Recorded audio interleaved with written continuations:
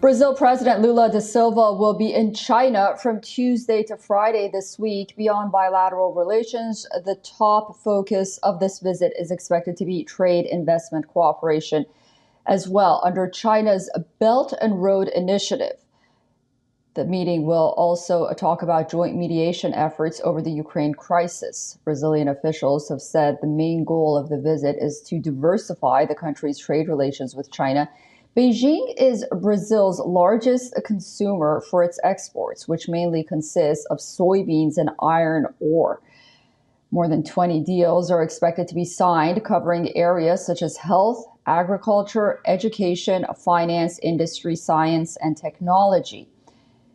Extend that to the currency for trade. A China-Brazil deal announced last month said trade between the two sides will be settled in their own currencies.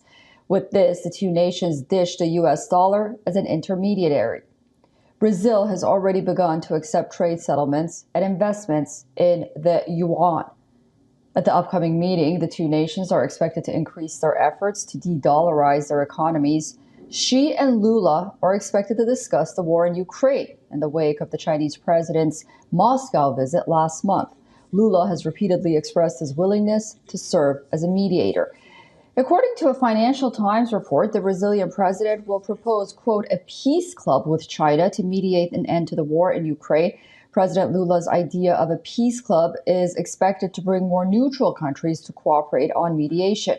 While Lula's China trip, Brazil is expected to formally join China's Belt and Road Initiative. If an agreement for the same is inked, there will be 22 Latin American countries formally in the China-proposed initiative.